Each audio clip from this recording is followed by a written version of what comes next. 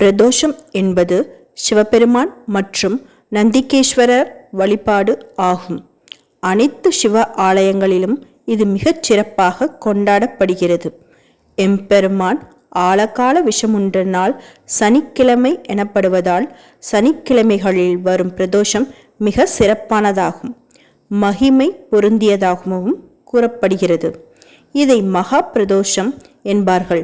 ஒவ்வொரு பிரதோஷத்தன்றும் மாலை 4:30 மணியிலிருந்து 6 மணி வரை நடைபெறும்.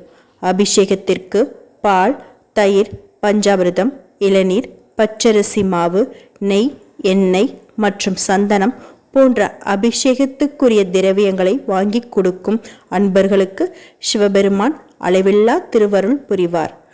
நந்தியம் பெருமானுக்கு அருகம்புல் கொடுப்பதும் மிகவும் விசேஷம்.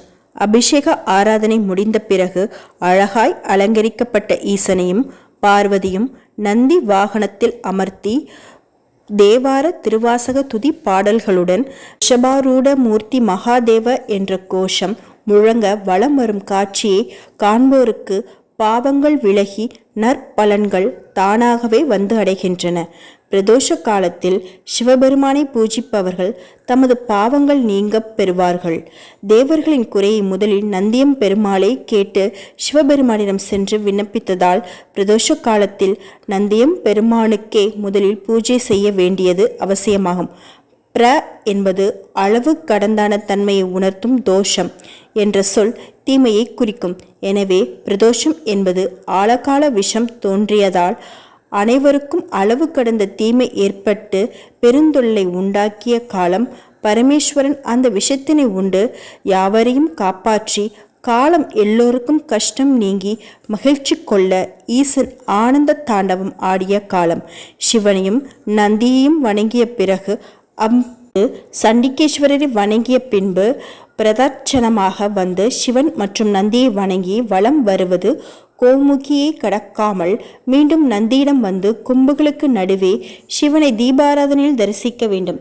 இவ்வாறு 3 முறை செய்ததால் கிட்டும். நந்தி தேவர் ஒப்பற்ற பெருமையை பெற்றவர், தர்மமே உருவானவர், சிவாய நம என்னும் ஸ்ரீ பஞ்சாட்சர வடிவமானவர், எம்பெருமானுக்கு வாகனமாக இருக்கும் பேறு பெற்றவர்.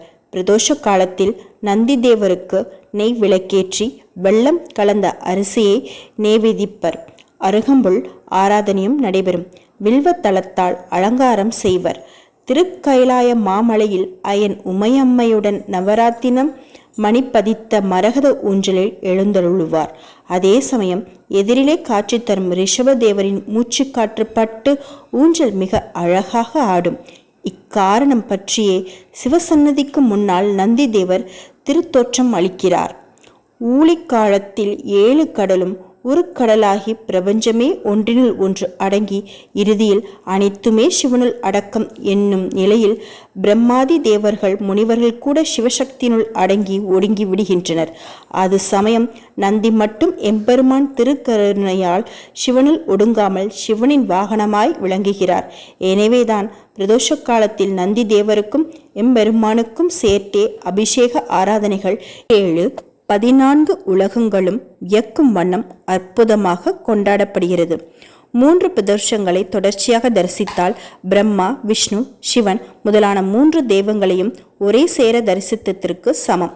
5 பிரதோஷங்களை தொடர்ச்சியாக பார்த்தால் உடலில் உள்ள அனைத்து நோய்களும் நீங்கும்.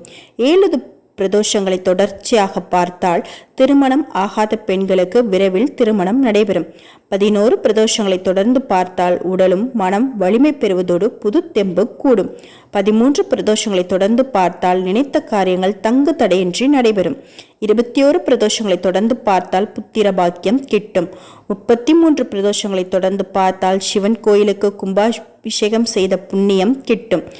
77 பிரதோஷங்களை தொடர்ச்சியாக பார்த்தால் ஒரு ருத்ர யாகம் செய்த பலன் கிடைக்கும். 108 பிரதோஷங்களை தொடர்ச்சியாக பார்த்தால் ஒரு தேவேந்திர பூஜையை நடத்தியதற்கு சமம். 126 பிரதோஷங்களை தொடர்ந்து பார்த்தால் அடுத்த ஜென்மம் என்பதே கிடையாது. 1008 பிரதோஷங்களை தொடர்ச்சியாக பார்த்தால் ஒரு அசுவமேத யாகம் நடத்தியதற்கு சமம். நாளை சனிக்கிழமை சனி பிரதோஷம். இத்தினத்தன்று சிவபெருமானையும் நந்தியம் பெருமானையும் தரிசிப்பவர்களுக்கு பதவி உயர்வு கிடைக்கும்.